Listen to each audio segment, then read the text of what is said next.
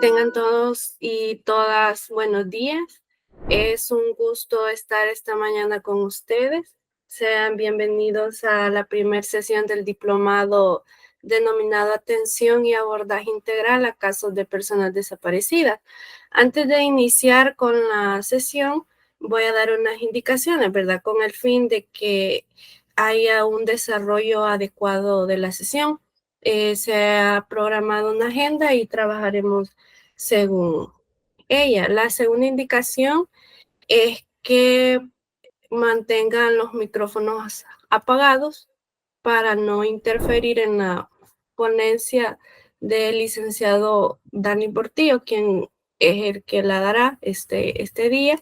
También con respecto a las preguntas, se va a enviar un link, en el chat para que ustedes pongan ahí las preguntas y posteriormente, en el momento oportuno, se le dará respuesta a ellas. Tengan muy buenos días todos los presentes. Este día pues vamos a dar inicio al diplomado, como ya lo dijo mi compañera, de atención y abordaje integral a casos de personas desaparecidas. Pues primeramente quisiera dar las gracias a todas las personas que nos acompañan y este día que sin su presencia no hubiéramos podido lograr, realizar este diplomado. Dentro de estas personas de las cuales hablo están cada uno de ustedes y también el señor decano Hugo Adalberto Pineda, los señores por parte del Comité de la Internacional de la Cruz Roja, la licenciada Mayra Beatriz Chacón y también la licenciada Nésica Tatiana Sosa, que es parte de la Facultad de Humanidades. Bueno, tengan todos y todas muy buenos días.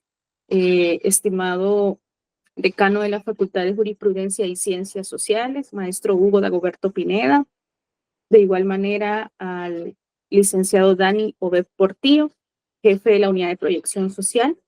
Demás autoridades que nos acompañan, personas externas, jefes y jefas de unidades de proyección social de las diferentes facultades de la Universidad de El Salvador, estimados estudiantes inscritos en este curso, tengan buenos días, sean bienvenidos. Estamos muy felices como unidad de proyección social porque ustedes se encuentren con nosotros y porque puedan compartir este tipo de espacios como estudiantes en formación.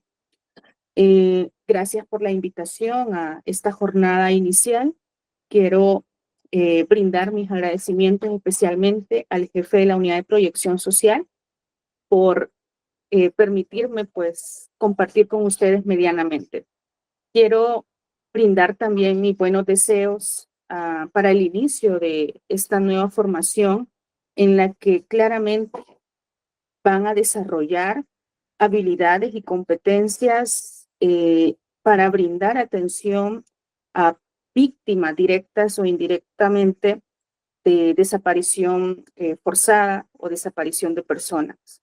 Sepan que este tipo de temáticas es de suma importancia, tanto como abogados, como internacionalistas, porque pues les van a permitir conocer el abordaje y los diferentes mecanismos que se deben de dar en estos casos tan delicados como lo es la desaparición de personas.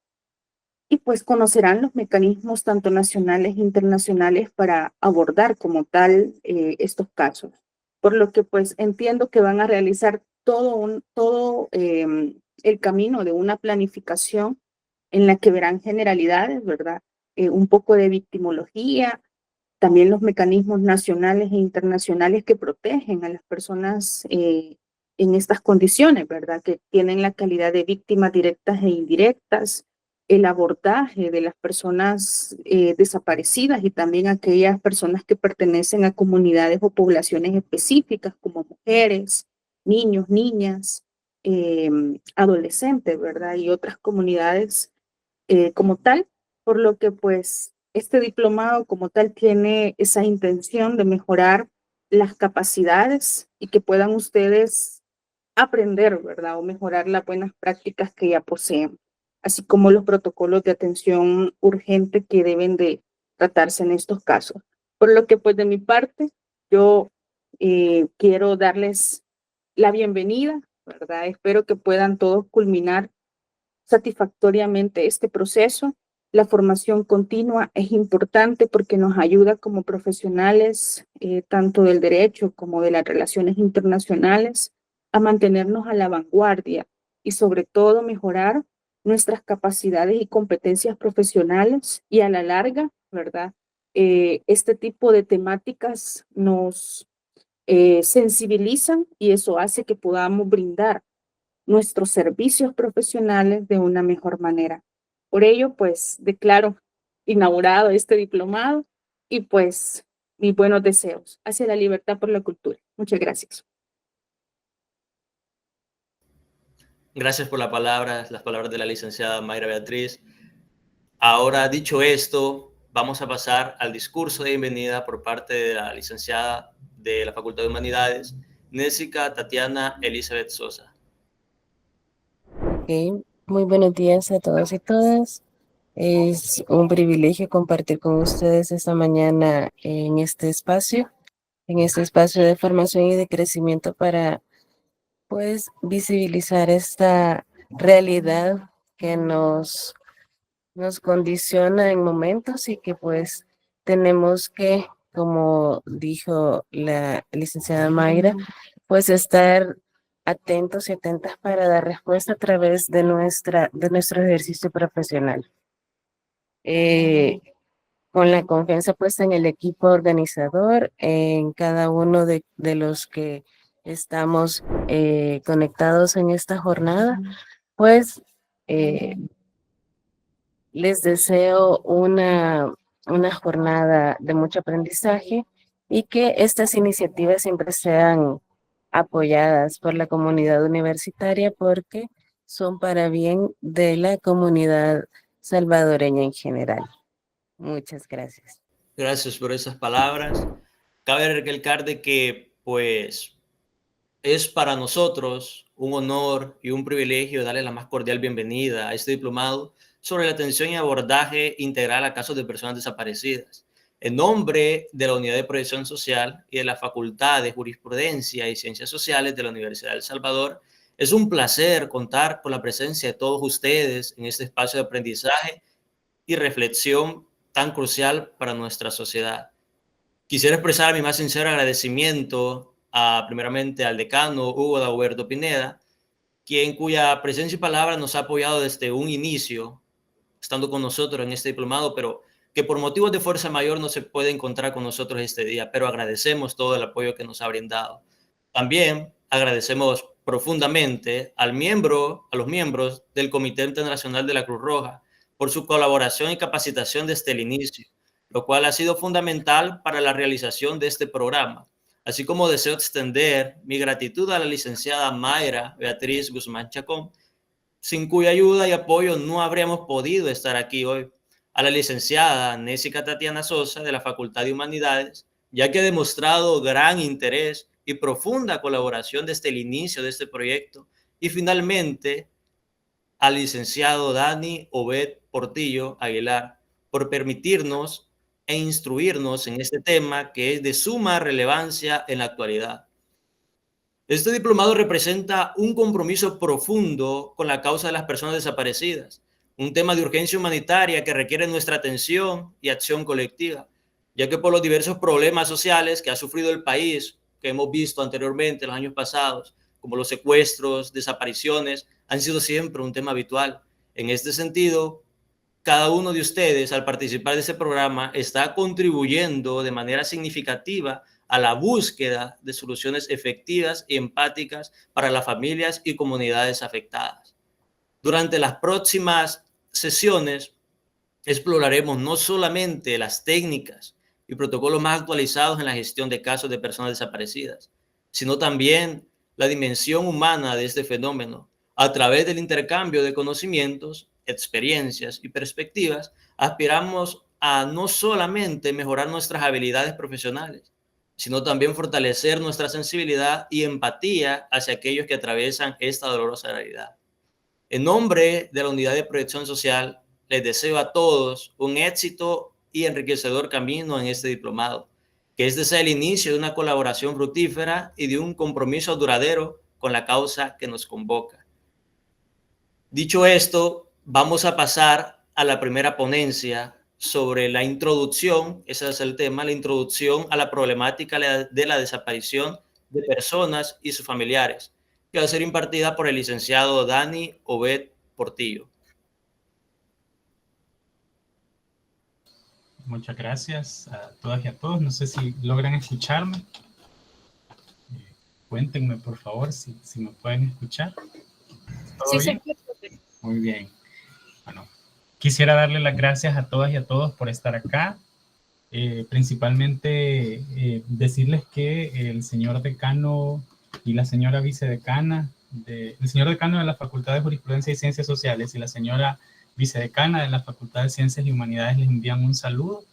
Ellas y él han estado muy pendientes de este proceso, particularmente pues han reconocido la necesidad de hablar sobre estos temas desde la academia, desde la proyección social. Sabemos que son flagelos que afectan a la realidad salvadoreña, a nuestras comunidades salvadoreñas y particularmente a aquellos sectores que se ven más vulnerabilizados. En ese sentido, yo quisiera decir que es un privilegio para mí poder desarrollar esta primera jornada que habla sobre el tema, les introduce al tema de personas desaparecidas. Eh, Siempre vemos rótulos, siempre vemos lugares donde hay personas que andan su familia buscando a sus familiares, que andan buscando a ese ser querido que se les ha perdido y que duran mucho tiempo. Algunos nunca los encuentran, a otras personas les encuentran ya no los encuentran con vida. Entonces es bien importante hacer referencia a este tema porque tiene que ver con una dinámica de derechos. El enfoque a veces que le damos a esta temática no es el más adecuado porque a veces lo tenemos desde una óptica muy penalista, pero el enfoque humano, la atención a las víctimas, a veces pareciera que no es tan tomado en cuenta porque además tenemos serias dificultades a nivel normativo que todavía no las hemos superado y que deberíamos superarlas, pero que estoy seguro que estos espacios servirán para eso, servirán para crear condiciones. Particularmente yo quisiera también agradecer al equipo que ha dado vida a esta iniciativa. Por ahí tenemos una cantidad de chicas y chicos de Ciencias Jurídicas y Relaciones Internacionales, así como estudiantes de la Facultad de Ciencias y Humanidades, quienes nos han estado apoyando.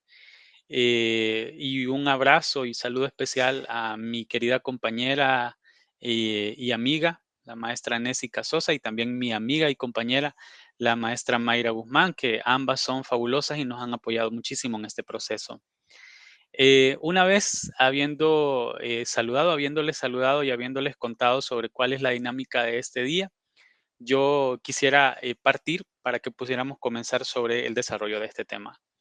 Pues bien, ustedes me dirán si se ve, vamos a ver, si ya se ve por ahí mi pantalla. ¿Me cuentan, por favor? ¿Se puede ver? Sí, ya se ve. Perfecto. Muy bien. Este día vamos a desarrollar la temática que habla sobre la introducción a la problemática de personas desaparecidas y sus familias. Es, digamos, un tema bastante básico, muy conceptual.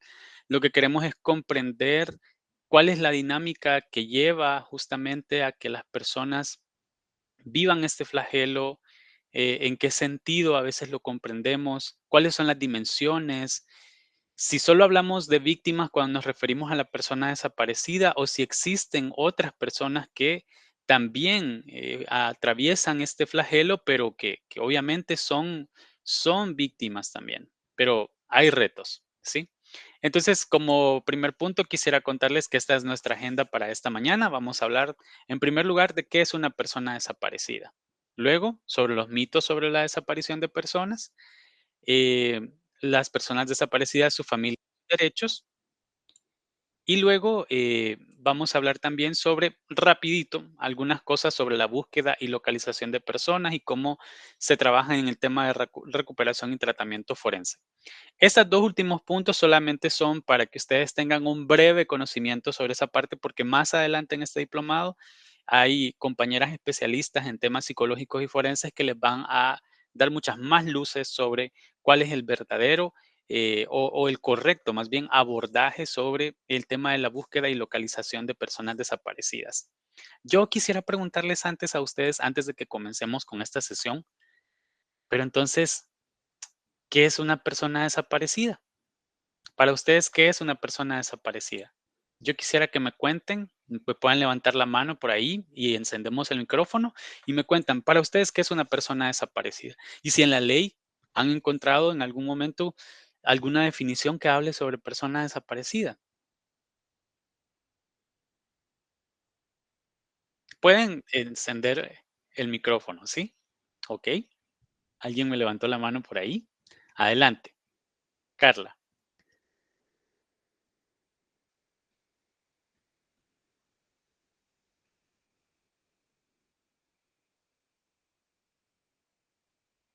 No sé si pudo encender su micrófono, si no. Sí, lo que pasa es que para el desarrollo de la sesión nosotros los convertimos en lector, pero ahorita le he mandado la solicitud a la compañera para que pueda abrir su micrófono. Perfecto, perfecto. Muy bien. Buenos días a todos. Buenos días, buenos días. Gracias por darnos su opinión. Bueno, para mí en lo personal una persona desaparecida es aquella pues que no se conoce en este momento, en este instante su paradero, ¿verdad? El lugar donde está ubicado, o sea, digamos, estamos hablando de cierto tiempo en que esta persona no ha sido vista eh, y pues no tenemos rastro, ¿verdad? De esa persona en este momento. Hasta el momento no he encontrado algún cuerpo, en algún cuerpo normativo, pues, que hable acerca de eso. Muy bien, gracias. En efecto, ¿verdad? Ya desarrollamos casi la primera parte de la presentación. Una persona desaparecida es aquella de la cual no se conoce su paradero. ¿Sí, Valeria? Vamos a ver.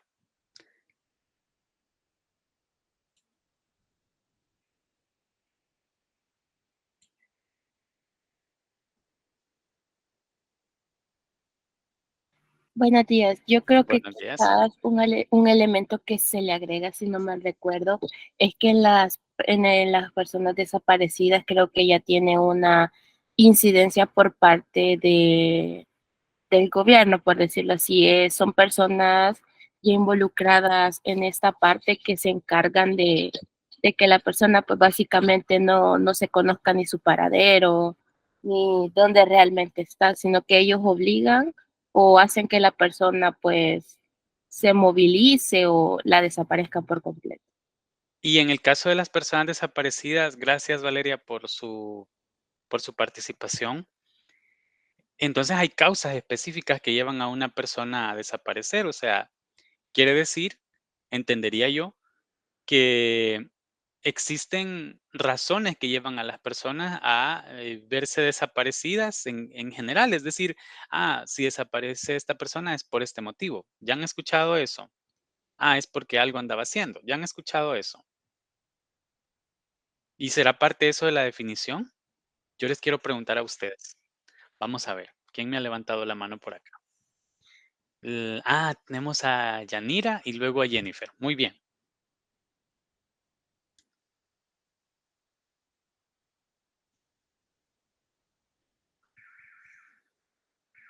Muy bien. Hola, buenos días, maestro. Buenos Claro días. que sí, la mayoría pues sufre de ser víctima de algún delito, digamos, en este caso ya sería una persecución a volverse una víctima, a veces por cuestiones de feminicidio o maltrato psicológico a una persona, ¿no? Muy bien, muy bien. Gracias. Siempre debemos presumir que se trata de un delito, ¿eh? Cuando desaparece una persona, lo primero que hay que hacer es que hay que ir a buscarle. A ver, Jennifer. Gracias, Yanira. Buenos días a Sí, todos. Sí, para mí alguna de las definiciones sería que es una ausencia de la persona de la cual no se puede localizar de ninguna forma ok. y que puede ser de forma voluntaria o ya sea por un secuestro. Muy bien, muy bien. Muy bien, ya estamos hablando de delitos. Si se fijan ustedes mismas y ustedes mismos están hablando de delitos. Celina, veamos. Muy buenos días, licenciado. Buenos días. Buenos días a todos, compañeros. Bueno, con respecto a que siempre hay un motivo o razón por lo cual siempre hay personas desaparecidas, ¿verdad? En este caso, hoy en día vivimos lo que son las personas que han desaparecido bajo el régimen de excepción, independientemente estén ellas o no involucradas en delitos, ¿verdad? Cosa que hasta el día de hoy no se les ha comprobado, pero interesante que hay más de 3,000 personas desaparecidas, de las cuales sus familiares no tienen información alguna, y pues hoy en día es un motivo de desaparición que, bueno, han desaparecido bajo quien debe de protegerlos, y lo estamos viendo hoy en día. Nada más, Correcto. licenciada. Muchísimas gracias. Vean, han abordado puntos muy importantes, muy importantes para el desarrollo de esta sesión. Y nos hemos enfocado en la persona desaparecida porque es prácticamente la que genera, o sea, en dónde se genera, en el escenario donde se genera la principal afectación. Pero también pensemos en sus familias, ¿sí? Y de eso vamos a hablar en esta sesión. Pero antes yo quiero que vean un recurso. Fíjense que les traigo un video para que ustedes puedan ver qué significa la desaparición para las familias, antes de que ya pasemos a definir qué significa ser una persona desaparecida.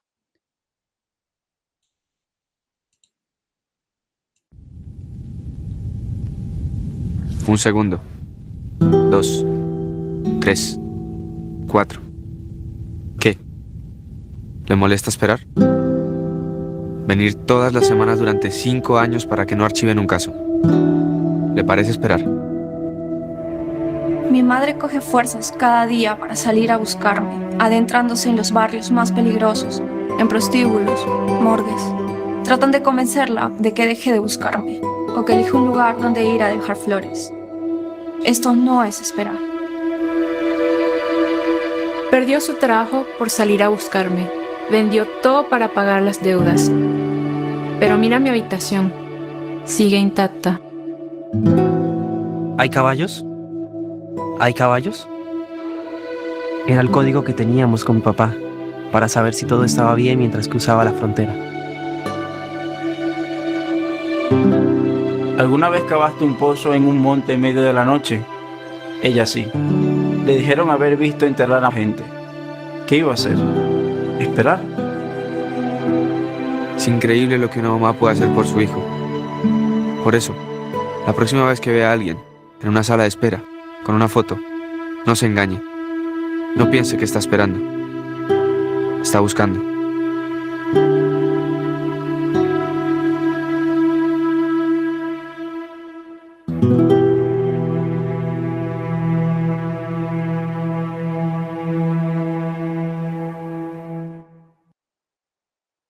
¿Qué reacciones les trae a ustedes este recurso? ¿Qué piensan de las personas desaparecidas ya habiendo visto esta situación? ¿Qué pensamos? ¿Hacia dónde nos lleva? ¿Qué análisis hacemos? A ver. Adelante, Douglas.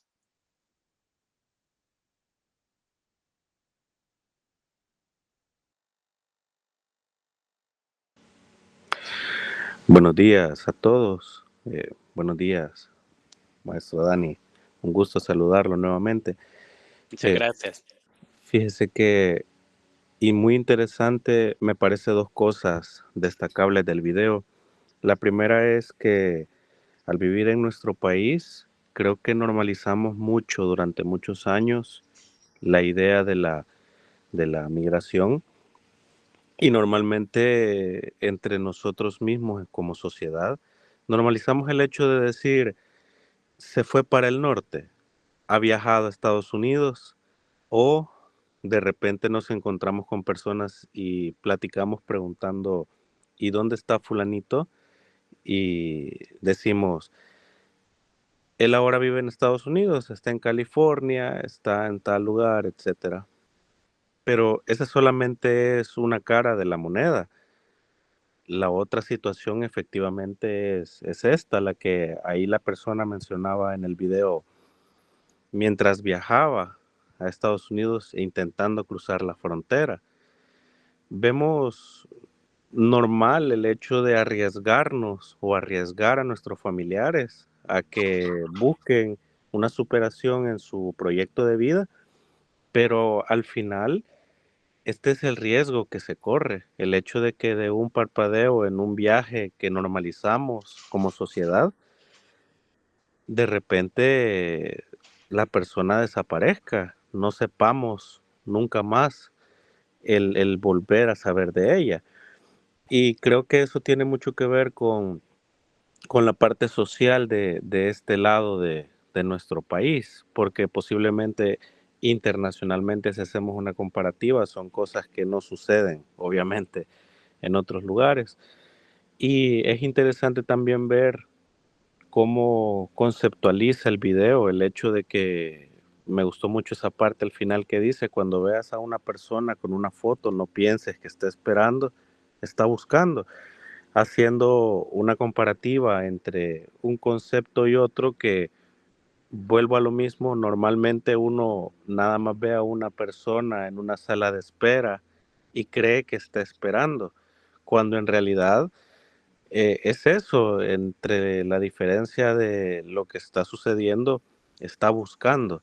Y ese momento no solamente hay que eh, creer, sino también hay que empatizar con la persona que se encuentra en esa situación, que no sabemos si tiene días, meses, inclusive años con la esperanza, y hay que empatizar con las personas que se encuentran en esa situación, puesto que al final, con el paso del tiempo, y creo que es algo que no lo dice el video, pero tan textualmente, tan enfáticamente, pero con el paso del tiempo, la ayuda que se brinda poco a poco se va deslindando aquellos mecanismos institucionalizados para poderle brindar apoyo a las personas que buscan a sus familiares.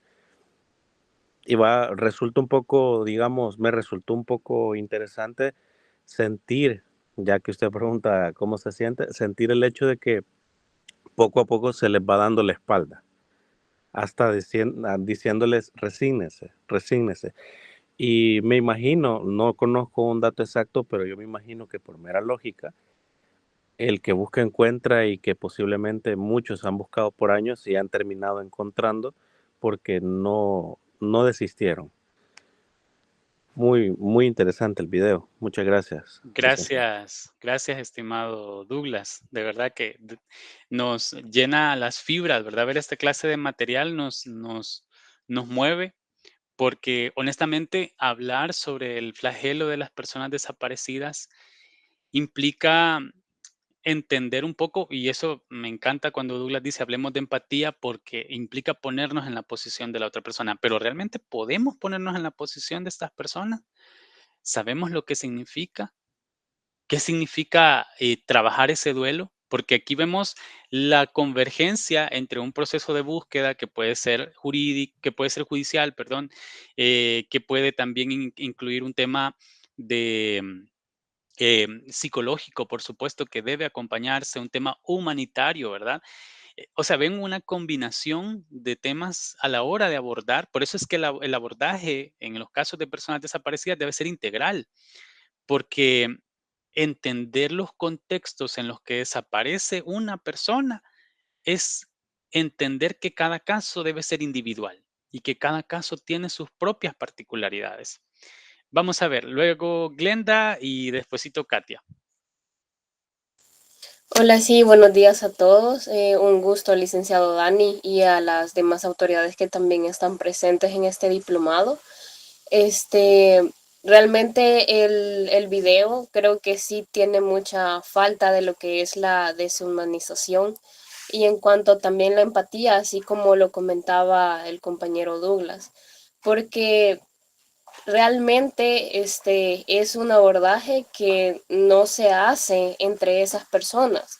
Es cierto que pueda ser de que no haya una posibilidad o pueda haber que sí la haya de la parte jurídica en cuanto a la búsqueda de la persona desaparecida. Sin embargo, si se sabe de que no hay una probabilidad de encontrarla en todo caso, también es importante tener que apoyar a esas personas que siguen buscando a los que son sus seres queridos hasta el día de hoy.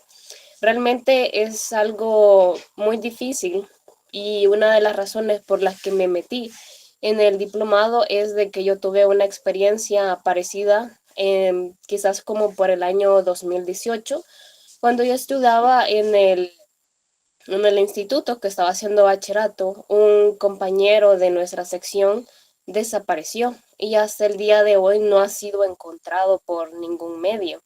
Y realmente sí fue un duelo totalmente doloroso para nuestra sección, porque claramente habíamos convivido con él durante 3 años y esa falta y esa ausencia fue bastante notoria y pues hasta el día de hoy hay ciertos compañeros que lo seguimos recordando y realmente era desesperante el tener que estar en comunicación con la familia y saber de que a ellos no le habían dado ninguna posibilidad de tener que encontrarlo, hasta en el sentido que el caso fue totalmente cerrado, ¿verdad?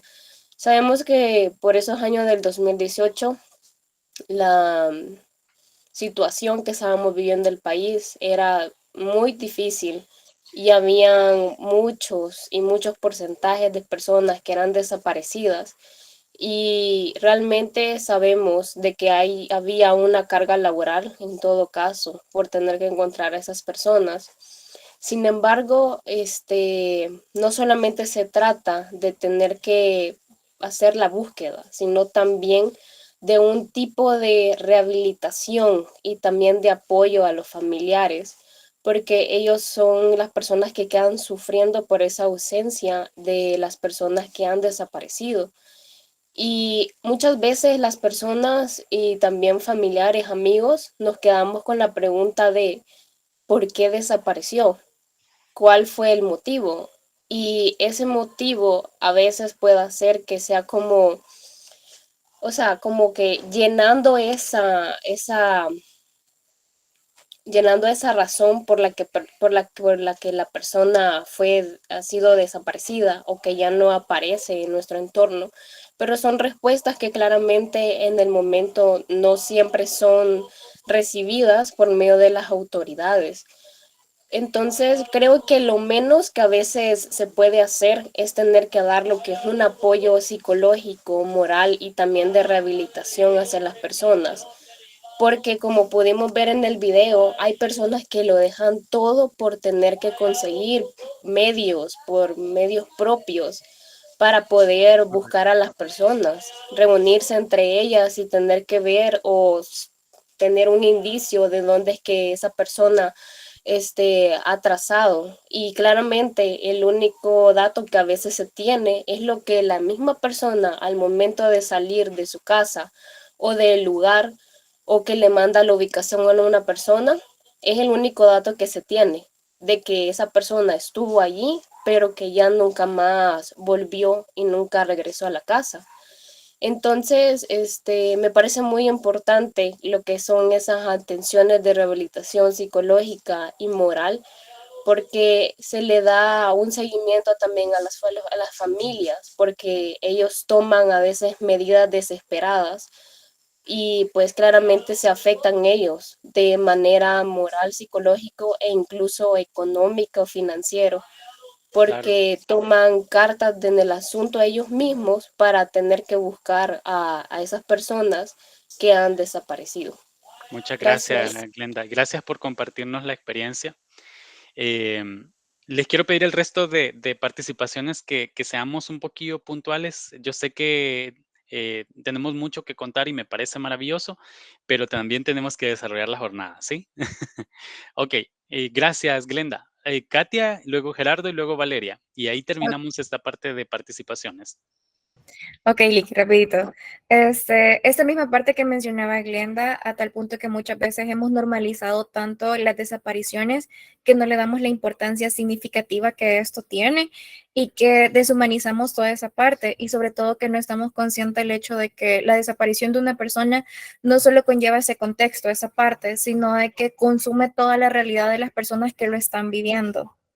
Ese era mi aporte nada más. Muchas gracias. La verdad es que de acuerdo a lo que dice Glenda y Katia, entonces debemos entender que la desaparición de una persona es una herida abierta, es un duelo permanente, un duelo inconcluso para las familias.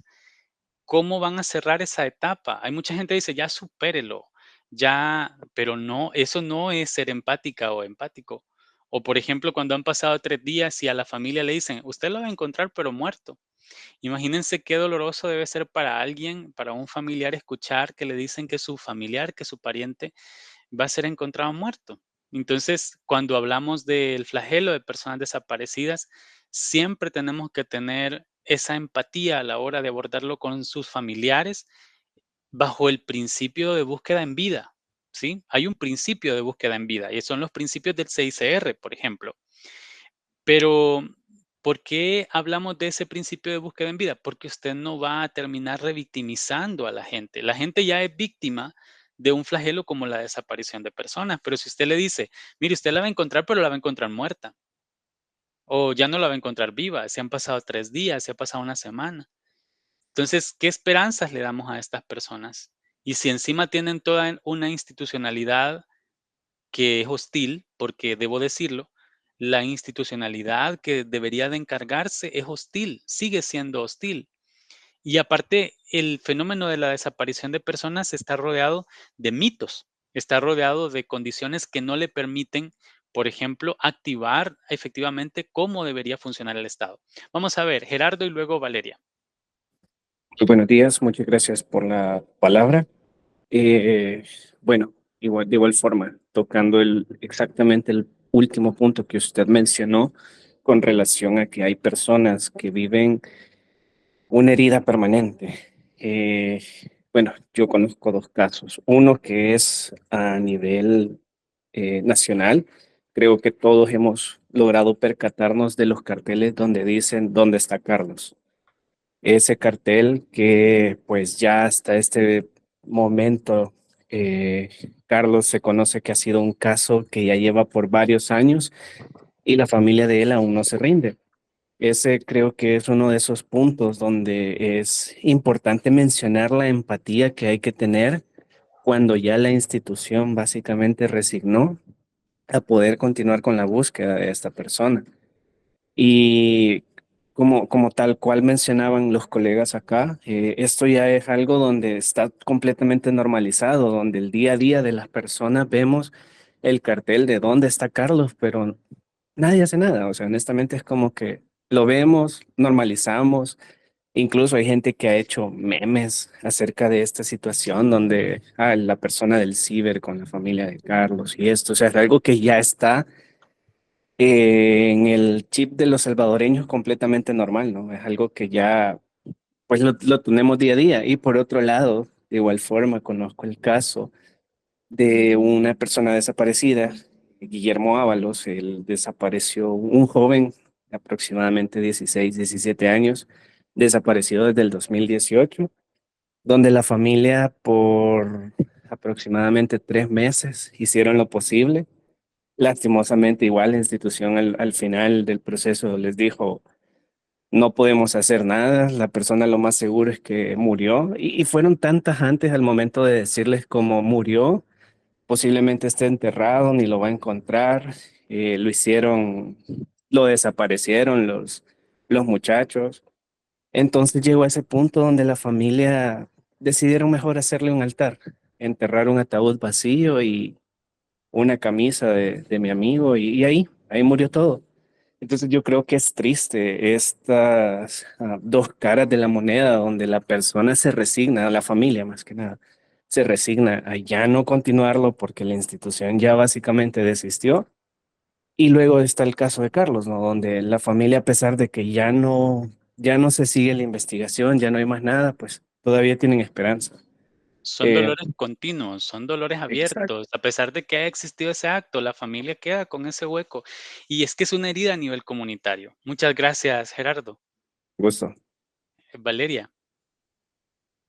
Hola, sí, yo quizás dar un poco la perspectiva desde el área psicológica, ¿verdad? Que sí es bastante doloroso, la verdad, trabajar. Yo estoy actualmente en una institución que trabaja muy de cerca con este tipo de población y sí es bien difícil ver de que uno puede intervenir hasta cierto punto, puede brindarle en un periodo a la persona herramientas para que pues mejore su calidad de vida, pero vemos que al final es un duelo perpetuo. Pueden pasar 2 años, yo veo señoras que siempre andan fotos de sus hijos por si bueno, para recordarlos, ¿verdad? Que están siempre buscando y al final es como vivir con esa esperanza, pero a la misma vez una resignación de que nunca voy a encontrar a mi hijo. Entonces, sí, el enfoque psicológico, la verdad es que puede brindarle herramientas, pero realmente sabemos de que esa herida, ese duelo, si también incluso si no hay un cuerpo, la persona no tiene la oportunidad de poder dar ese cierre, aunque haga un ritual o algo, siempre va a ser esa falta lo que le va a hacer. Correcto. Solo compartir esta parte de la experiencia desde el área psicológica. Muchas gracias. Un aporte valioso. La verdad es que todas y todos nos han dicho cosas sumamente valiosas para el tema. Pero miren, vamos a continuar con esta parte. Entonces, ¿qué es una persona desaparecida? Antes de decirles la definición que hemos construido y que hemos visto en los documentos, yo quisiera mencionarles que a nivel interno de la legislación salvadoreña no tenemos una definición de persona desaparecida. Pero entonces, ¿cómo se encarga el Estado de reconocer cuando existe ese escenario de persona desaparecida? Generalmente el enfoque que se utiliza para estos casos es un enfoque penal. Utilizamos delitos: privación de libertad, secuestro, privación de libertad por funcionario o empleado público. Ustedes ahí tienen los artículos del 148, 149 y 290 del Código Penal. Tampoco existe el término persona migrante desaparecida. No existe. No existe. Y esto, bueno, además podemos ver que existe una ley especial para la protección del desarrollo de la persona migrante salvadoreña y su familia, y en el artículo 27 habla de un programa de asistencia y protección humanitaria para facilitar la búsqueda de personas desaparecidas. Y esta ley, digamos que de alguna manera sí que se rige por una política migratoria en donde sí se habla del término persona desaparecida, pero no se ofrece una definición. A partir de ahí ya tenemos una limitación porque no sabemos reconocer qué es una persona desaparecida. Y ustedes dirán, pero sí sabemos qué es. Sí sabemos qué es, pero es que a veces las cosas para el derecho no funcionan de la misma manera que pueden funcionar para otras cosas. Y es que esto puede generar escenarios de inactividad, pero ¿y las familias de las personas desaparecidas no contarán también dentro de las definiciones? ¿Deberían estar ahí también? Pues la verdad es que sí. En relación, digamos, a las familias, nos vamos a guiar por lo que dice el Código de Familia. Ustedes ya saben cómo establecer, por ejemplo, los lazos de consanguinidad, afinidad y adopción, que es la manera en la que se puede generar el parentesco. Y esto está definido en el artículo 127 del Código de Familia. Y como ustedes ya sabrán, y si no lo saben, les cuento rapidito, la forma en la que se puede generar el parentesco es a través de la consanguinidad, la afinidad y la adopción. Obviamente, en línea recta es indefinido, lo cual quiere decir, bueno, mamá, abuela, bisabuela, ¿verdad? Eso es en línea recta y lo que me sigue a mí, hijos, digamos, y nietos. En línea colateral ya entendemos el tema de los hermanos y hermanas, entendemos también ahí la parte de las tías, tíos, primos, primas, en el tema de consanguinidad. En afinidad se reconoce hasta el segundo grado de consanguinidad. Como ustedes ya sabrán, la ley establece que entre cónyuges, por ejemplo, no hay parentesco, no tenemos parentesco, no existe, pero el matrimonio sí genera una relación familiar de parentesco, lo cual significa que a nivel de afinidad tenemos hasta el segundo grado perdón, ahí dice de afinidad, debería ser, pero es ahí dice consanguinidad, pero es de afinidad, hasta el segundo grado. En la parte de afinidad, ¿a quiénes reconocemos? A la suegra o suegro y también a los cuñados y cuñadas, porque mediante el matrimonio usted también establece lazos familiares. Y en el tema de la adopción, miren, una persona que se adopta en una familia en específico, pues es como que fuera de sangre, ¿verdad? Aplica la misma fórmula de la consanguinidad. A nivel normativo, esto es lo que nos va a servir para el tema de familia. ¿Por qué? Está limitado. Y ustedes van a decir, pero ¿por qué esa es la única familia que se considera? Ah, porque fíjense que en el artículo 105 del Código Procesal Penal, en el numeral 1 y numeral 2, dice, se considerará víctima al directamente ofendido por el delito. Pero en el segundo numeral dice al cónyuge, al compañero de vida o conviviente y los parientes dentro del cuarto grado de consanguinidad o segundo de afinidad, al hijo o padre adoptivo y al heredero testamentario en los delitos cuyo resultado sea la muerte del ofendido. O sea, que si no hay muerte del ofendido, es decir, de la persona desaparecida, no es víctima. ¿Ven ustedes por qué es importante que exista una definición de persona desaparecida y sus familias? Porque acá lo que tenemos a nivel de víctimas es únicamente en estos lazos familiares de los cuales estamos hablando anteriormente, que define el Código de Familia, pero no en todos los casos de desaparición. No sé si logran ver el vacío, porque vemos un vacío a nivel normativo. Tenemos un vacío a nivel normativo. Al directamente ofendido por el delito ya sabemos que es la persona desaparecida, pero si esta persona no muere, entonces no hay más víctimas.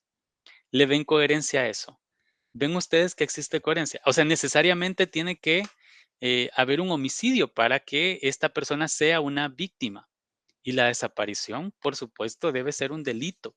Estamos de acuerdo en eso. Pero imagínense, hasta para definir quiénes son las víctimas del delito, tenemos serias limitaciones. Miren, pero fíjense que familiar de persona desaparecida sí aparece, pero no a nivel penal, solo en los casos de muerte presunta. Y es lo que se habla en el artículo 79 y siguientes del Código Civil.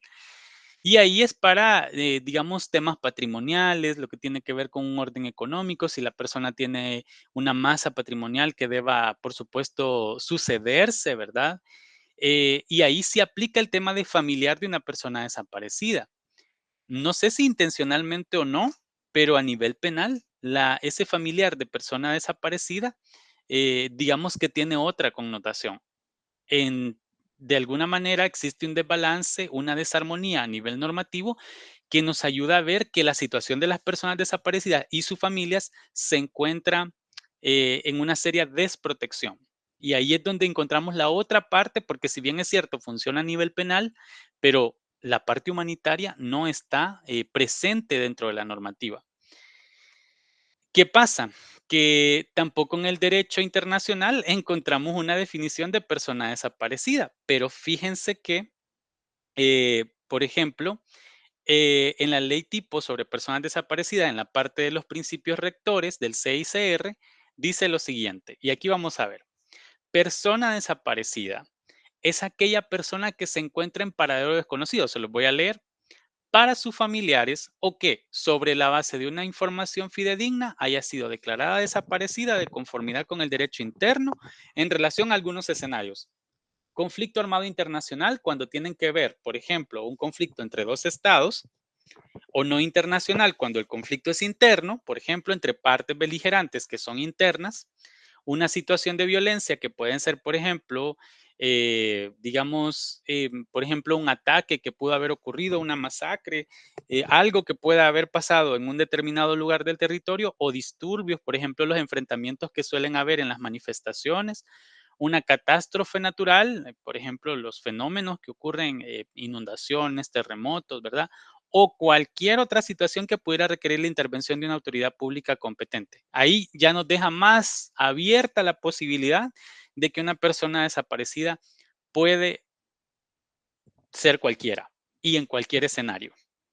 Entonces, ¿quiénes pueden desaparecer? La verdad es que cualquier persona. Esto nos lleva a ver el primer mito. ¿Quiénes desaparecen y cómo desaparecen? Pueden desaparecer de muchas maneras y cualquier persona. Este es el primer elemento que quiero que tengamos en consideración. Cualquier persona puede ser víctima de desaparición y en cualquier escenario.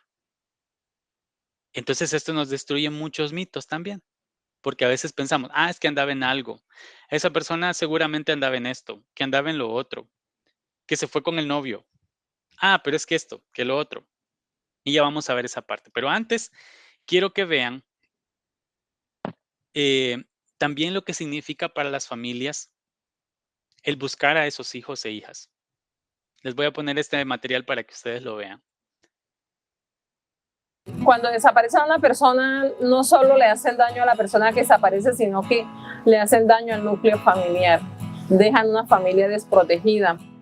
Día a día, cientos de miles de personas buscan a sus familiares desaparecidos. Esto es algo que cambia completamente la vida de una persona. En nuestra familia cambiaron muchas cosas después de la desaparición. Porque crees que a ti nunca te va a pasar y cuando te pasa te quedas sin piso debajo de los pies. En el momento uno no quiere aceptar la realidad y aceptar ese dolor tan grande de saber que a él le haya sucedido eso. Día a día, cientos de miles de personas recuerdan a sus seres queridos desaparecidos. Y lo recordamos todos los días, no nada más el de su cumpleaños, todos los días. Yo no me acuerdo de mi hermana solo ese día. Yo vivo con sus 2 hijos. Extraño su presencia, que nos hacía sentir que estábamos protegidas. Extraño su cariño paternal. Pero mientras nosotros podamos mantener la memoria y recordar, tenemos que seguir insistiendo en saber qué pasó con nuestro familiar desaparecido. Día a día, cientos de miles de personas se unen con la misma esperanza. Hijo, yo te estoy buscando. Yo no me doy por vencida. Y donde quiera que estés, ahí te voy a conseguir. Me acuesto a dormir y eso es lo primero que rezo, pidiendo por él. Si él está vivo, que algún día regrese a la casa. Que no perdamos las esperanzas porque en algún momento podemos encontrar a nuestros familiares. Que la esperanza es lo que te hace seguir en pie y buscar a tu hijo. Y recuerden que nuestro familiar vive en nosotros y que siga vivo, pues, y no perdamos la esperanza hasta encontrarlos a ellos. Fuerza y fe, que lo van a lograr. Mientras esté viva en esta tierra, buscaré a mi hijo. No me rendiré. Que no olviden al desaparecido, que no se queden callados, que lo sigan buscando. Lo que realmente hace avanzar las cosas es la sociedad. Hoy la sociedad también exige más al respecto. Tenemos que hablar para que se sepa que esto está ocurriendo y que nos puede ocurrir a cualquiera. Necesitamos mencionarlo y necesitamos hablarlo. Unámonos entre todos y entre todos trabajemos en las búsquedas. Este 30 de agosto, músicos de todo el mundo unen su voz para acompañar a familiares de personas desaparecidas en su búsqueda. #La búsqueda no para. Muy bien, como se dieron cuenta en el video, entonces nos dice que prácticamente cualquier persona puede desaparecer. Cualquier persona puede ser víctima de este flagelo. Cualquier persona puede vivir una desaparición. Pero fíjense que en la Convención Internacional para la Protección de todas las personas contra las desapariciones forzadas, sí se define el término desaparición forzada y eso lo encontramos por acá. Cuando nos dice permítanme un momento, esta parte no me carga, pero en el artículo 2 les voy a compartir la convención para que ustedes puedan verla. No sé si pueden verla. partir de acá, ¿sí? Ok. Dice en el artículo 2, a efectos de la presente convención se va a entender por desaparición forzada el arresto, detención, el secuestro o cualquier otra forma de privación de libertad que sean obra de agentes del Estado o por personas o grupos que actúan con la autorización, el apoyo o la aquiescencia del Estado, seguida de la negativa a reconocer dicha privación de libertad o del ocultamiento de la suerte o el paradero de la persona desaparecida, sustrayéndola de la protección de la ley. Básicamente se refiere en esta parte la desaparición forzada cuando tiene que ver implicaciones con agentes del Estado. Y justamente en el artículo 3 es cuando llama a que se creen medidas apropiadas para investigar estas conductas definidas en el artículo 2 para que, por supuesto, ¿verdad? Estas personas que actúan sin la autorización, ¿verdad? Puedan ser responsables por estos flagelos. Vean, en la presentación no me carga esta parte, pero también les voy a compartir por ahí, bueno, les voy a dejar acá en el chat el enlace de esta convención. Tenemos una convención internacional, ¿sí? Pero también tenemos una convención interamericana. Quiero que sepan que existen estos cuerpos normativos. Es importante que ustedes sepan que existen. Permítanme un momentito, volvemos a la presentación y me dicen si se ve. ¿Sí se ve? Sí se ve, maestro. Muy bien. Entonces, en el caso de El Salvador, no tenemos ni ratificada esta convención, ni ratificado tampoco la Convención Interamericana sobre la desaparición de personas, desapariciones forzadas. No la tenemos. El Salvador no ha ratificado ninguno de estos instrumentos.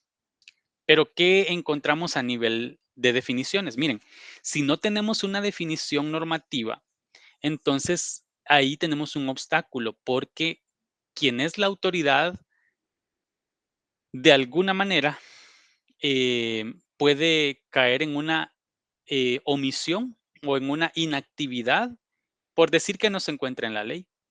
Y a veces lo que ocurre con respecto a la desaparición de personas es que el enfoque es únicamente penal.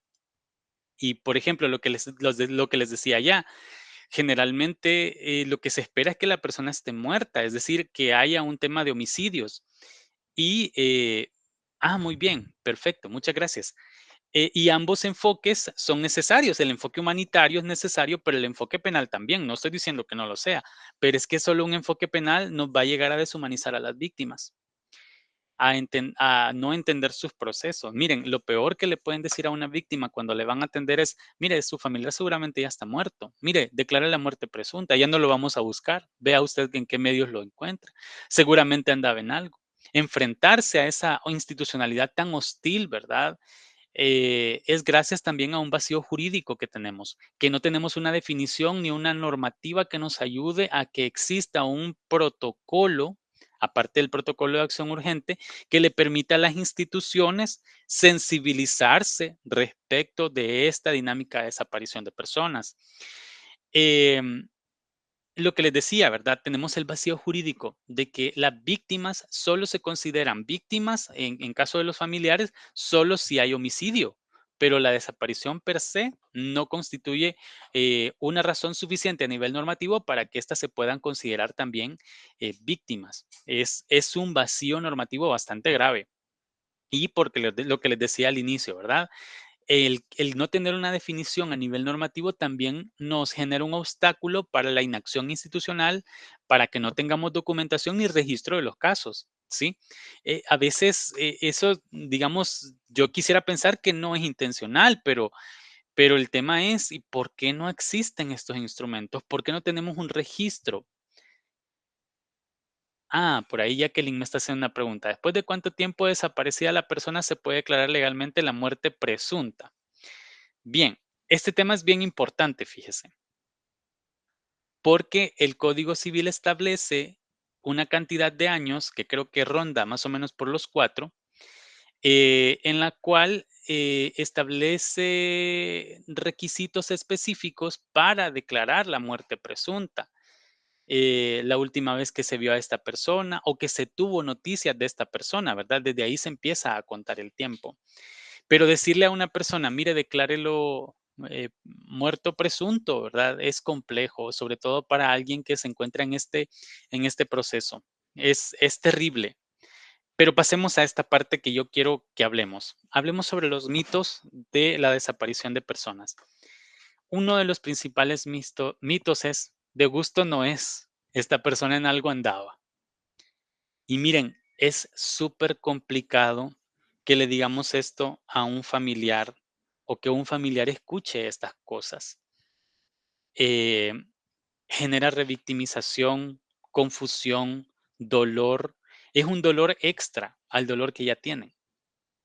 Porque cuando una autoridad o otras personas vienen y les dicen, mire, pero seguramente andaba en algo, lo que estamos haciendo es agravar muchísimo más el problema de la desaparición y estigmatizamos a la víctima de la desaparición.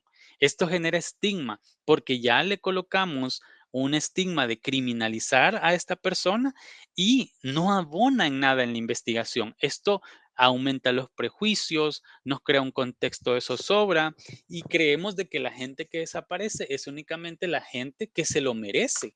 En el fondo, lo que estamos haciendo es un juicio moral que nos lleva a decir, es culpable de haber desaparecido, lo cual es erróneo desde una dinámica de derechos humanos, es inadecuado, es inhumano, es terrible decirle a una persona, mire, su familiar, que seguramente era criminal, seguramente andaba en malos pasos, seguramente andaba haciendo estas cosas.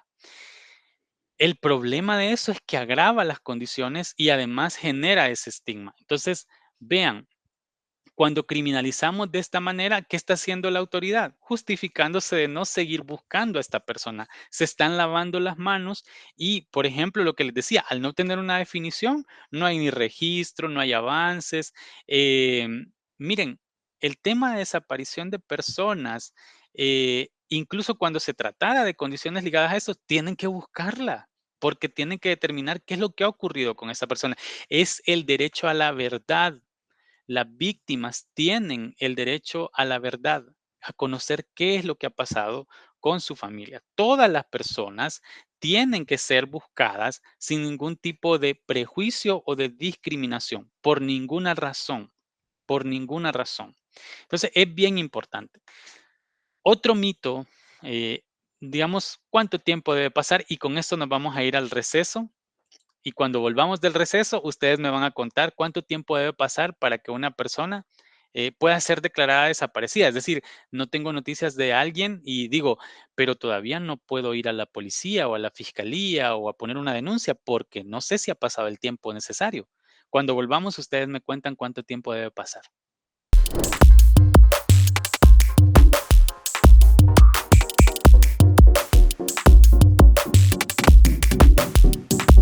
Veamos, ¿cuánto tiempo debe pasar entonces para informarle a las autoridades que no tenemos conocimiento de una persona? ¿Cuántas horas deben pasar?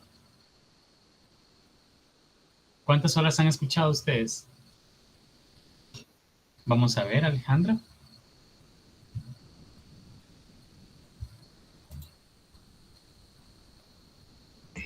Bueno, creo que lo que siempre dicen es que tienen que ser 3 días, exactamente 3 días, y que antes no procede la desaparición como tal para iniciar la búsqueda. Muy bien. Muchas gracias, Alejandra. Muy bien. Sí, ¿verdad? Yo he escuchado muchas horas. Realmente hay gente que dice que tienen que pasar 24 horas, tienen que pasar 48, que 3 días, que 72 horas. Y esto realmente es un mito, fíjense. Es un mito porque no debe pasar mucho tiempo. Sí, Yanira.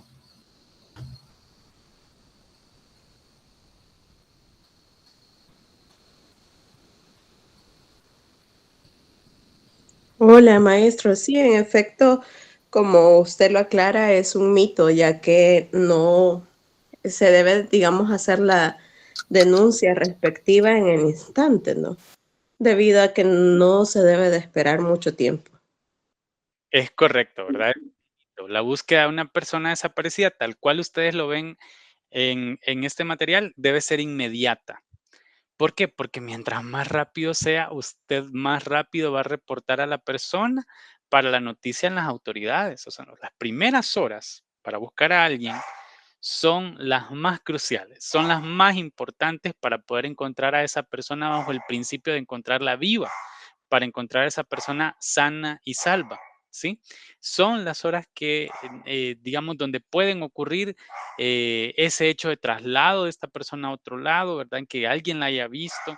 Es eso, ¿verdad? Lo principal, saber cuáles son las características de esta persona, y cómo andaba vestida. Esta cantidad de, digamos, de detalles son sumamente importantes, son sumamente importantes. Les pido una disculpa porque mis perritas se han emocionado un poquito. No sé si lo logran escuchar hasta allá, pero espero me puedan escuchar bien a mí.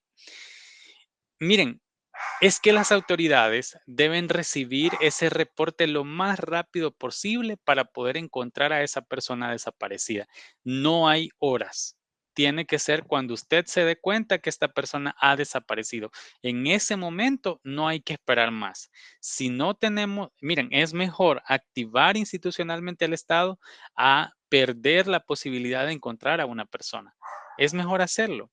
Porque si no logró comunicarse con esta persona, al menos las autoridades están conocedoras que tienen poco tiempo de haber tenido noticias de esta persona, y es el momento para que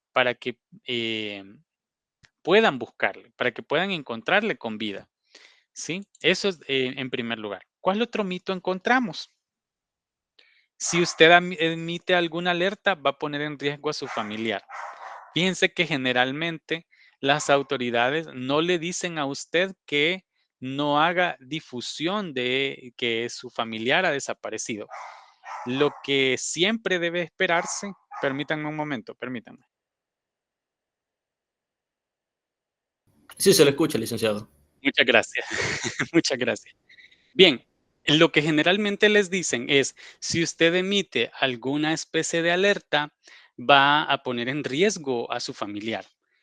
Si la autoridad no se lo ha dicho, si es tan delicado el asunto, entonces usted no tiene motivos para hacer de conocimiento público que su familiar ha desaparecido. Por el contrario, si se difunde información sobre la desaparición de personas, más personas pueden estar enteradas de que esta persona está desaparecida y, por supuesto, pueden empezar a buscarle. Miren, la verdad es que, por ejemplo, en el caso de El Salvador, tenemos un protocolo que se llama Protocolo de Acción Urgente. Se los voy a mostrar por acá para que ustedes puedan verlo. Es este de acá. Es este de acá. Y les voy a poner acá en el chat del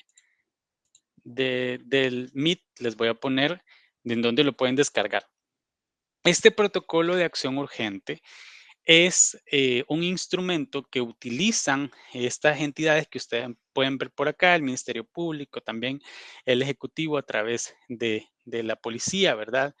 Y otras entidades públicas para poner de conocimiento que se ha desaparecido una persona e iniciar la búsqueda inmediata. Dónde rastrear dónde fue la última vez que vieron a esta persona, y si las autoridades no le han dicho que si difunde información esto podría ser peligroso, si no se lo han dicho a las autoridades, entonces es un mito, ¿verdad? Esto, por supuesto, es bien importante tenerlo presente.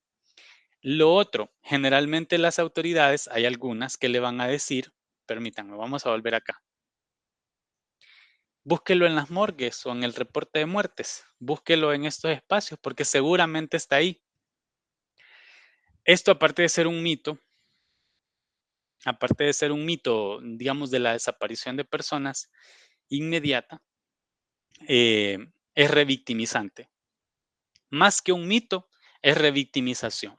Porque aun así la persona estuviera sin vida, no podemos nosotros como autoridades presuntamente poner en marcha un principio de búsqueda de muerte.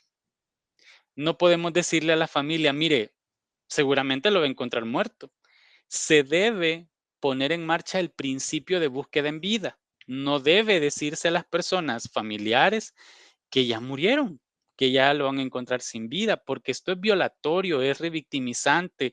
Imagínese a alguien que le corresponda decirle esta información a un familiar y le diga esto, el impacto emocional que trae para la familia, ¿qué significa esto? Es terrible. Hay que ponernos un poco en los zapatos de las víctimas, ¿verdad? Lo otro, no hable de su caso o va a poner en riesgo la investigación. Si no se lo ha dicho, otra vez, si no se lo ha dicho la autoridad, hacer difusión en redes, en medios de comunicación, nunca pone en peligro una investigación. Por el contrario, a menos que exista, como se los digo, argumentos sólidos para no hacerlo, lo que sí hay que no hay que poner son sus datos personales, ¿verdad? Pero que sí se ha difundido que una persona ha desaparecido y el nombre, ¿verdad? Y cómo andaba vestida. Pero, por ejemplo, lo que se recomienda es no colocar que se va a dar una recompensa o, por ejemplo, que usted pone sus datos porque hay gente que así como hay gente buena, también para evitar ponerse en riesgo, eh, no ponga usted su nombre ni su número de teléfono porque hay mucha gente que se aprovecha de estas cosas y puede pedirle dinero, puede hacer muchas cosas que a usted le vayan a dañar. Y ya no solamente es un daño físico, emocional, sino incluso económico, financiero. Entonces, eso sí se recomienda, que no se coloquen datos sobre teléfonos o referencias de ese tipo relacionadas con una recompensa, por ejemplo. Eso es bien complicado. Em, lo que ocurre es que debe hacerse público que una persona ha sido desaparecida para que se visibilice el caso y también porque esta es una herramienta de litigio estratégico. ¿Se acuerdan ustedes el caso de una chica allá por el 2020-21 que se llamaba Flor y que había una página en Facebook que se llamaba Todos Somos Flor? Y ustedes recordarán que fue víctima de feminicidio, pero imagínense cómo son los estereotipos de terribles, porque la iglesia en la que ella se congregaba con su esposo, que por cierto es su feminicida, em, la iglesia decía de que ella seguramente se había ido con un hombre. De hecho, la iglesia tenía conocimiento hasta cierto punto de la relación de violencia que ellos tenían y los llevaron a un retiro para parejas semanas antes. Pero luego, cuando esta chica desaparece producto de que el esposo la asesinó, fue un feminicidio, eh, lo que decían la comunidad religiosa es que ella se había ido con otro hombre. Los obstáculos que trae, digamos, esta clase de prejuicio es que obstaculizan la investigación. A ella la encontraron meses después y porque él dio la declaración de que él la había asesinado, porque el mismo esposo lo dijo frente a la presión y de la misma fiscalía. Sin embargo, lo que yo les quiero mencionar es que al final sí es una herida abierta a nivel comunitario, pero también cuando nosotros como imaginario público, como imaginario social, reforzamos estos mitos, reforzamos los estereotipos, no contribuimos con la búsqueda inmediata de personas desaparecidas.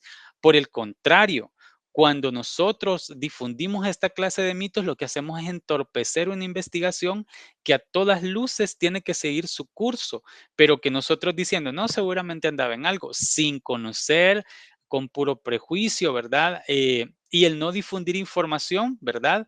Eh, la verdad es que puede ser dañino.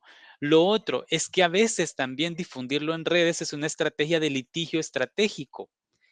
El litigio estratégico es digamos, una práctica que últimamente han venido llevando algunas organizaciones sobre casos emblemáticos en los que el Estado salvadoreño u otro Estado ha vulnerado los derechos de una persona, ya sea por acción o sea por omisión.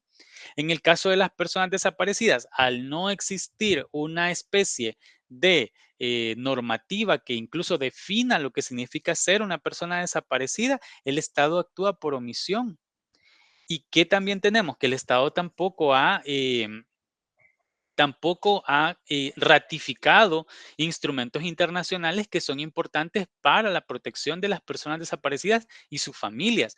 Entonces tenemos, si se fijan, una persecución de tipo penal que de alguna manera también está limitada y que además no tenemos un enfoque humanístico, tenemos el tema de la inacción y por supuesto tenemos todo un contexto que lo rodea. El problema de la desaparición de personas en realidad nos compete a todas y a todos, porque si desde mi posición en la que yo conozco de alguien que ha sido desaparecido y digo, pero es que seguramente desapareció por algo, se lo llevaron por esta razón. No estoy contribuyendo con generar un escenario en la búsqueda de la justicia de estas personas. El acceso a la justicia es sumamente clave y por eso es que ahí les decía, el derecho a la verdad es un derecho que tienen las familias, es un derecho que se debe reconocer. Muy bien. En otros países, no sé si en El Salvador también hacen esto, pero yo he leído que en otros países utilizan este argumento de el lugar equivocado en la hora equivocada. La persona iba pasando en el lugar equivocado. Lo que hacen es, con este del lugar equivocado a la hora equivocada, es que dicen, ah, bueno, es que estaba en el lugar equivocado en el momento equivocado porque son discursos criminalizantes. Se refieren a la situación de inseguridad que suelen vivir los estados y con eso lo justifican. Dicen, ah, bueno, es que se lo llevaron por la situación de inseguridad. Miren, otra cosa que además suele pasar es que no se estudian los contextos, ¿verdad? Y la verdad es que piensa la gente que solo en determinados espacios del territorio va a pasar la desaparición de personas, pero eso es mentira. La desaparición de personas puede pasar en cualquier lugar del territorio. Cualquier persona puede serlo y puede ser en cualquier lugar del territorio. Lo otro, ausencias voluntarias. Miren, el tema de las ausencias voluntarias es un obstáculo para las investigaciones sobre los casos de personas desaparecidas, porque generalmente, por ejemplo, en los casos de niñas, adolescentes y mujeres, se fue con el novio, ya va a volver, a ella se la robó el novio. Ese es un estereotipo de género que además no permite la búsqueda inmediata de personas desaparecidas. Y ojo, miren, qué grave, porque también cuando tenemos estos casos, aparte de tener casos de desaparición producto de la decisión propia, a veces lo que ocurre es que hay otras violencias en el ambiente familiar. O sea, si nosotros no incorporamos esta mirada de género o de interés superior de niñez, no vamos a entender que para la búsqueda de una persona también se debe tener una mirada integral, que tenga esos enfoques, porque no vamos a entender que hay otras condiciones que pueden llevar, ¿verdad?, a esto. ¿Y qué sucede? Que en la Vox Populi, cuando, por ejemplo, no sé si ustedes han visto alguna noticia en la que haya una chica, por ejemplo, que sí se fue con el novio y que en efecto, ¿verdad?, huyó de su casa y la reportaron como desaparecida y luego apareció. Pero ¿cuáles son los comentarios que encontramos en las redes? Ah, para eso activó, ¿verdad? La policía, para eso activó la institucionalidad. Si andaba con el novio, si ahora ya apareció. Pero no es la misma valoración que le damos a un hombre que ha desaparecido y aparece. No tenemos la misma valoración. Eso nos ayuda a entender que las dinámicas de desaparición también afectan de manera diferenciada a hombres y a mujeres. Las mujeres, por ejemplo, suelen vivir, además de la carga del estigma que puede llevar la desaparición, la carga de género y la niñez igual. Entonces, las cargas de las expectativas, de las normas de género, de estas situaciones que son terribles, no solamente aparecen ligadas precisamente a los mismos contextos de la desaparición, sino también a las cargas que significa ser mujer, por ejemplo. Es que ella, y a esto súmenle, por ejemplo, que si hubo un hecho de violencia sexual, le van a decir que cómo andaba vestida, que por qué estaba en ese lugar, que estaba provocando a los hombres, o sea, una cantidad de prejuicios que se suman. ¿Cuál es el problema de los estereotipos en general? Que no nos ayudan a comprender de manera consciente qué es lo que ocurre en una situación en específica e individual. Y lo que hacemos es meter esta situación en una generalización y así sacamos una conclusión. Eso es un estereotipo. El estereotipo se construye con base en los prejuicios que nos han enseñado. Por eso son prejuicios, porque son preideas, preconcepciones que tenemos sobre la conducta o o sobre la misma persona que aunan, digamos, a la construcción de obstáculos para una efectiva investigación, pero también al final para el acceso a la justicia, lo cual significa que si no incorporamos estas miradas en las acciones de búsqueda, no vamos a poder tener una visión clara de cómo actúa el fenómeno de la desaparición de personas. Miren, ya llegando a este punto, yo quisiera decirles que la desaparición de personas, desde mi punto de vista, es un crimen de lesa humanidad que todavía no está reconocido. Si ustedes han estudiado en algún momento qué significa ser un crimen de lesa humanidad, lo van a entender, pero si no, yo se los cuento con palabras simples. Un crimen de lesa humanidad es aquel crimen que no tiene fecha de expiración. Lo voy a decir así, aunque en términos jurídicos es prescripción. No tiene fecha de expiración, que se puede perseguir en cualquier lugar del mundo y bajo cualquier jurisdicción. Yo tengo la idea de que la desaparición de personas es un crimen tan espantoso que lacera no solamente la dignidad familiar, los lazos familiares, vulnera el derecho a la integridad familiar, vulnera muchos derechos personales, individuales, pero también vulnera a la comunidad. Hace un ratito, no sé si fue Glenda o no sé si Valeria por ahí, o no recuerdo quién fue que me lo dijo. En mi escuela desapareció una persona. Y al haber desaparecido esta persona, nos cambió la vida a todos. El entorno entonces también se ve afectado. Si un niño o una niña desaparece, ya sus compañeritos van a notar esa ausencia en la clase, en la escuelita. Un niño o una niña desaparece, en ese hogar ya no va a estar ese niño o niña. Si una persona, si una compañera de trabajo desaparece, ya no va a estar ahí.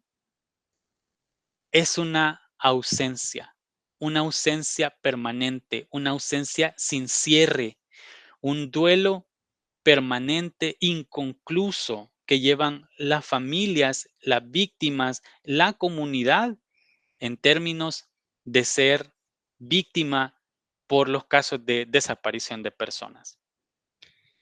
¿Qué es lo mínimo que podemos hacer? Y qué bueno que existan estos espacios para que podamos hablarlo, para que podamos decirlo. Yo no sé cuántos espacios ustedes conocen que hablen sobre los casos de personas desaparecidas. Yo no conozco tantos y por fortuna hemos encontrado con la maestra Nésica, la maestra Mayra y la maestra Jurado espacios donde los podemos hablar. Pero no son muy comunes. No son muy comunes y estos espacios nos ayudan a comprender los mitos. ¿Qué podemos hacer? ¿Qué deberíamos hacer? ¿Cómo nos cuidamos entre todas y todos? Porque cualquiera puede ser víctima de desaparición forzada o desaparición nada más. Cualquiera puede serlo. Entonces, hay mitos y los mitos obstaculizan. Otro de los mitos que tenemos son, cuando encuentran una fosa clandestina, alguno de los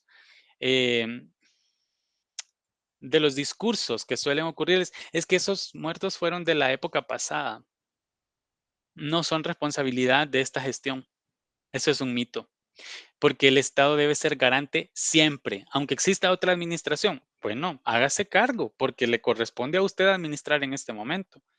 No son muertos de otro gobierno. Cuando suelen encontrar estos lugares donde hay restos humanos, generalmente se dicen estos discursos, hay que abandonarlos. Debemos abandonar los discursos criminalizantes, revictimizantes y, por supuesto, los que buscan desligarse de la responsabilidad. Y tenemos que exigirle al Estado que cree condiciones, que cree normas, que cree políticas, que cree además un fondo de reparación para las víctimas. Para las víctimas no es fácil. Miren, cuando las víctimas empiezan a buscar, tienen la ayuda de las autoridades si es que la tienen, pero con el tiempo, por ahí lo dijeron hace un momento, ellas tienen que sufragar esos gastos de búsqueda. Eso es bien difícil, bien difícil. Ya les voy a enseñar por ahí un recurso que quiero que ustedes vean. Persona no localizada. Fíjense que este es un término que utilizan cuando dicen, ya hicimos todo lo posible, entonces ya no tenemos la obligación de seguir buscando. Mentira. Siempre se tiene que seguir buscando a una persona desaparecida y por eso es necesario que exista una norma que lo regule. Lo otro, si no aparece en 3 meses hay que declarar la muerte presunta, ¿verdad? Otro mito. Miren, en El Salvador lo que sí podemos hacer es una declaración de ausencia para el tema de derechos. Esa declaración de ausencia sí es importante y la podemos hacer, pero la declaración de ausencia no es lo mismo que muerte presunta. Una muerte presunta ya es decirle a un familiar, mire, se murió su familiar. Ya es decirle, hasta aquí llegó, ya no busquemos más porque seguramente se murió. Pero en el caso de la declaración de ausencia, lo que estamos haciendo es que para una dinámica de derechos y para no obstaculizar la vida de otras personas, se suelen generar estos documentos de tipo administrativo. Fíjense que en la declaración de ausencia, lo que se busca es, por ejemplo, si era un padre el que ha desaparecido y la madre necesita sacar a sus hijos del país, con una declaración de ausencia puede auxiliarse para no tener que entregar una especie de permiso o poder a nivel administrativo para poder generar, digamos, estos procesos a nivel de frontera, ¿verdad? A nivel migratorio. Bien.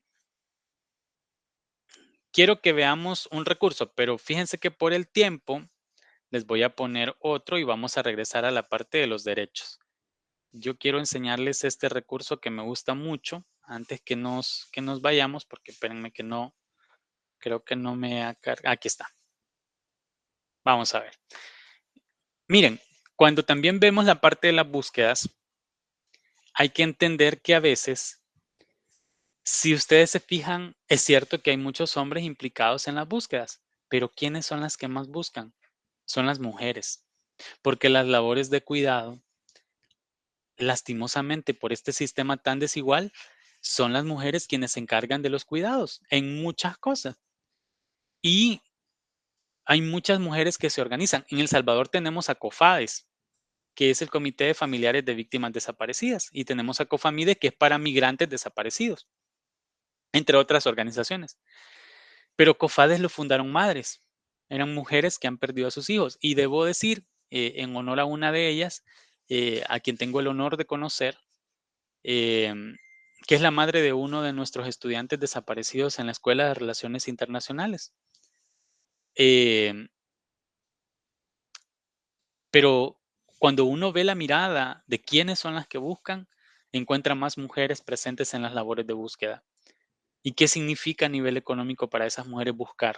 ¿Qué significa para esas mujeres a nivel financiero buscar? ¿Qué implicaciones traen? Quiero que vean este recurso porque también nos va a ayudar a entender cómo funcionan las labores de búsqueda. Me dicen si se reproduce, por favor. Realizaron Noticieros Televisa sobre una realidad que estamos viviendo aquí en nuestro estado de Sonora, como un grupo de ciudadanas, madres, sobre todo las llamadas madres buscadoras, son las que realizan la búsqueda a sus familiares, a sus hijos sobre todo. Aquí este reporte especial.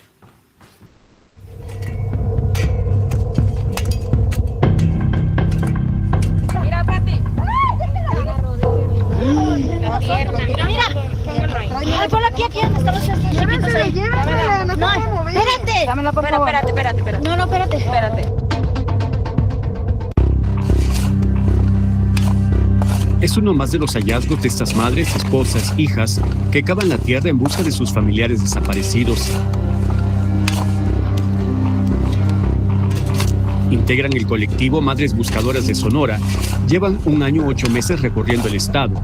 Ni el clima ni la pandemia las detiene. Que para nosotras, las familias desaparecidas, no hay peor pandemia que la que estamos viviendo con la desaparición de nuestro familiar. Es más fuerte el amor y el desespero de no saber de ellos que estar allá en la casa encerrados por la pandemia. Buscan a sus familiares en medio de la nada. Un mensaje en sus redes sociales les avisó que en esa zona del ejido Ortiz, municipio de Guaymas, hay restos humanos enterrados. Días antes encontraron 19 fosas, por eso decidieron regresar.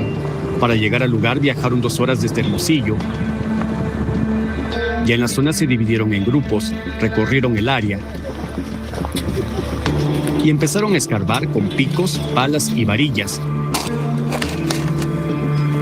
Suelen cavar donde ven tierra removida. Cuando está blandita es como que hay algo ahí. Es algo de indicio que puede haber algo.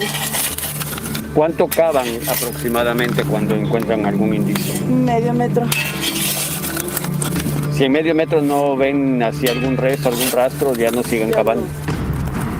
Dicen que la mayoría de las veces van solas, sin seguridad. El miércoles 20 de enero, personas desconocidas se acercaron a donde estaban buscando y aunque no saben sus intenciones, las madres buscadoras optaron por el diálogo. Les pidieron que si saben o ven algo, les avisen en su página de Facebook. Todo es anónimo, mijo. Todo es anónimo y la verdad nosotros no andamos buscando culpables. Solamente queremos encontrar lo que un día se nos arrebató. Está bien, y tratar de regresarlos a casa. Después del diálogo con los desconocidos, las madres buscadoras de Sonora reanudaron el rastreo. Tras un par de horas empezaron los hallazgos. Primero salió tierra negra que dijeron es ceniza y luego aparecieron huesos. Mira, la primer palada, lo primero que sale es la ceniza, se ve negro. Y aquí empezamos a escarbar y empieza a salir la ceniza con sus fragmentos pequeños de huesos. Sí. Para nosotros es algo muy fuerte, al encontrar un hueso y saber que es un hueso humano.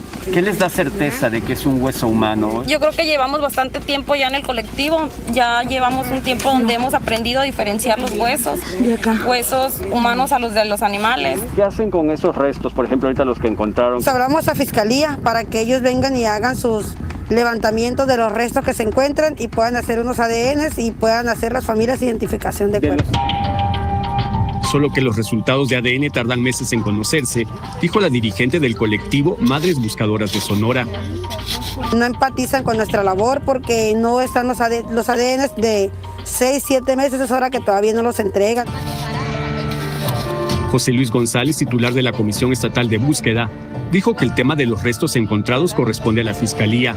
En cuanto al trabajo con los colectivos, expresó que se hace bajo un protocolo establecido que consiste en que los colectivos envíen un oficio para que se organice una búsqueda. Para solicitar tanto apoyo logístico para seguridad, apoyo operativo con Fiscalía para los peritos y agentes ministeriales. Hasta el 20 de enero, la Comisión Estatal de Búsqueda en Sonora registró 5.899 personas desaparecidas en los últimos 10 años, es decir, un promedio de persona y media cada día. Tras los huesos encontrados y avisar a las autoridades, las madres buscadoras de Sonora terminaron el rastreo de ese día, pensando en la siguiente búsqueda. O sea, ya pagaron con su vida, ¿qué culpa tenemos nosotros las mamás? No nos dejan ni siquiera darle cristiana sepultura. En la cámara, Francisco Vázquez y realización de Alberto Quintana. Luis Pavón Vázquez, Noticieros Televisa.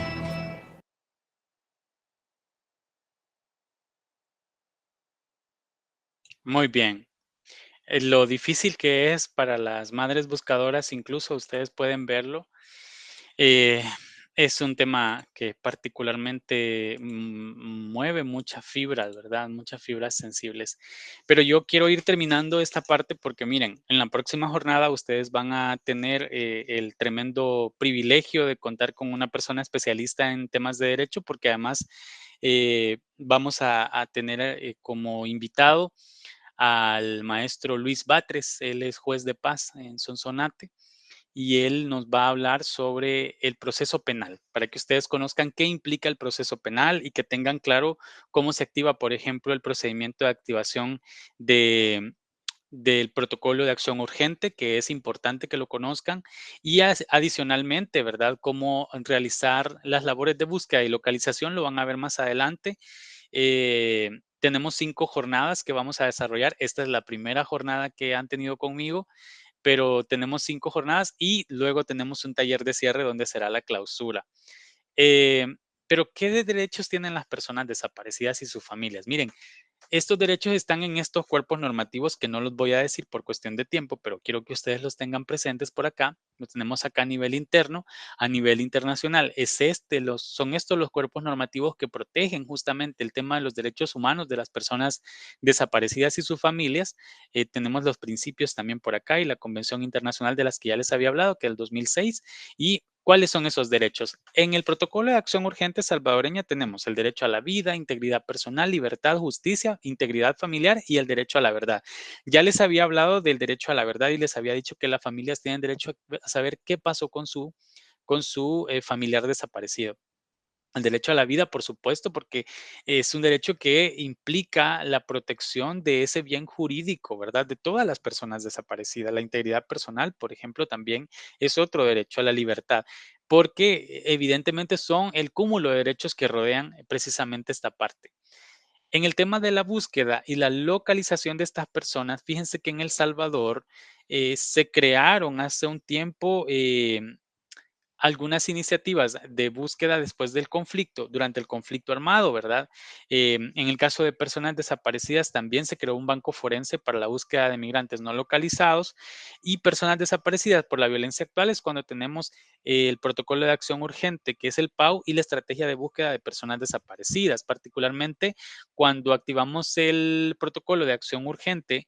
Hay actos urgentes que llevan a cabo, por ejemplo, en el caso de la fiscalía, cuando se lleva la denuncia de ese lado, pero no es el único lugar donde se puede denunciar, si también está la policía, los jueces de paz, por ejemplo, en el caso de otra parte del Ministerio Público donde se puede denunciar, es la Procuraduría para la Defensa de los Derechos Humanos, que esta, por supuesto, remite a la Fiscalía General de la República.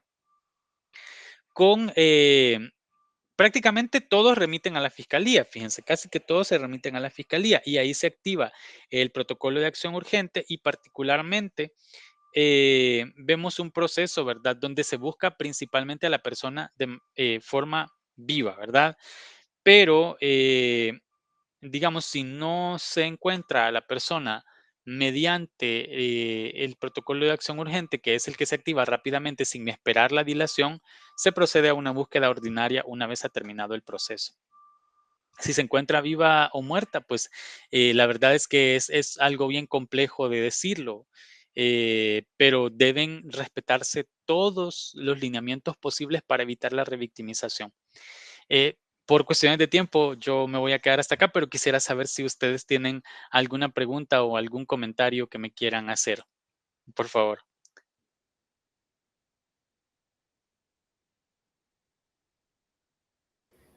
Sí, licenciado, ahí hay una pregunta que hizo un compañero que dice, ¿cómo se puede apoyar a un familiar de una persona desaparecida que está viviendo el duelo de no saber nada de él?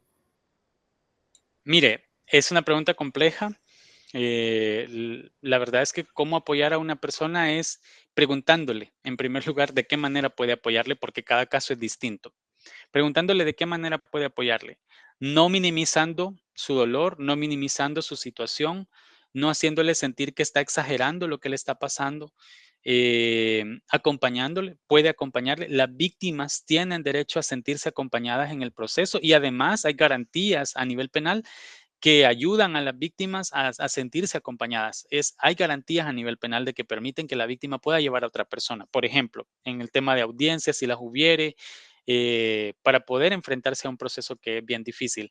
A nivel psicológico, yo creo que a veces una de las cosas más difíciles para la gente es enfrentarse a veces a un proceso que a veces no es muy ético, ¿verdad? Y debo decirlo, cuando se le dice a la víctima que debe perdonar o tratar de acelerar que esta persona sane, ¿verdad? Y decirle, tiene que sanar. No, cada caso es diferente, cada caso se lleva de manera distinta, hay que darle un abordaje integral, hay que entender que cada persona es un mundo y es un proceso que llevan y el tema de sanar o no, no crean tampoco que se trata de un tema de que es un camino de rosas. Sanar a nivel psicológico no es un camino de rosas. Sanar a nivel psicológico requiere de tropezar, de caer también, y es parte. Hay que enseñarle, digamos, hay que decírselo a la víctima que puede pasar por eso y que es válido sentirse mal, que es válido llorar, que es válido sentir las ausencias, es válido. Hay que validar esas emociones y esos sentimientos porque a veces las víctimas de desaparición forzada o de víctimas de personas desaparecidas se sienten desvalidados o invalidados en sus emociones y es importante dar ese acompañamiento. Hay otra pregunta, estimado Christopher. Muchas gracias. Hay una más que dice, a una persona desaparecida se le puede declarar muerte presunta. Sí, pero después del tiempo que establece el Código Civil. Sí se puede. Sin embargo, no debe tratar de acelerarse ese proceso con las personas que son familiares o que están interesados. Ellas van a hacerlo cuando ellas lo estimen conveniente. ¿Qué es lo que debe hacerse? Brindarles información. Yo creo que una herramienta fabulosa para las víctimas siempre es brindar información oportuna, científica, humanista, empática de los procesos. No hacerles sentir como que si ellos son responsables de esa situación o responsables de la o la misma persona víctima, su familiar, fue responsable de que lo desaparecieran. Evitar los mitos es bien importante y por eso ustedes vieron algunos esta mañana. No sé, Christopher, si tenemos otra pregunta, porque si no, Douglas nos ha levantado por acá la mano. No, solamente, maestro. Gracias. Ok, muchas gracias, Christopher. Bueno, muchas gracias, maestro Dani, compañeros. Solo quería aportar un comentario. Yo creo que lo ideal sería que de todos los presentes o de los que aún estamos presentes, tengamos en cuenta los mecanismos actuales de gobierno, porque pienso que es importante traerlo a colación por el tema que estamos tratando. Nada más me gustaría mencionar, ya por lo estudiado y por la concientización que pueda llevarse con respecto a este diplomado, también tener en cuenta no solamente ellos, sino también los mecanismos actuales que las autoridades tienen vigentes para poder iniciar o no un proceso de búsqueda que ellos le llaman. Entonces yo los invito a que tengan en cuenta que al menos el Ministerio de Justicia tiene habilitado el número 122, que es gratuito para las denuncias de los casos de desaparición, e igualmente los invito a que puedan revisar lo que es el documento que se llama el Protocolo de Acción Urgente de Estrategia de Búsqueda para Personas Desaparecidas en El Salvador, que es una colaboración de todo el aparataje de justicia. Quizás, como ya bien lo mencionamos, existen muchas deficiencias con respecto a la aplicación de la norma e igualmente la forma hostil que muchas veces este tipo de mecanismos se crean, pero a la misma vez, si es el mecanismo que brinda hasta cierto punto un socorro, la única forma de poder modificarlo con el paso del tiempo y poderlo adecuar para que sea verdaderamente una herramienta útil, obviamente es que podamos conocerlo. Así que nada más el comentario, que los invito a que se existen esos documentos, que nos podamos informar y que, bueno, como bien lo dijo el licenciado Dani, en algún momento nos puede pasar a cualquiera y no está de más tener la información muy presente para saber cómo se puede actuar, a qué instancias acudir, con quiénes nos podemos apoyar y nada más ese comentario. Muchas gracias. Muchas gracias, Douglas. Pues bien, gracias por su comentario. La verdad es que hay varios instrumentos por ahí, el protocolo que ya se los había colocado ahí en el chat para que ustedes pudieran acceder a él. También hay estudio de compatibilidad, hay un abordaje sobre víctimas. Las compañeras y compañeros del CICR nos van a estar acompañando más adelante.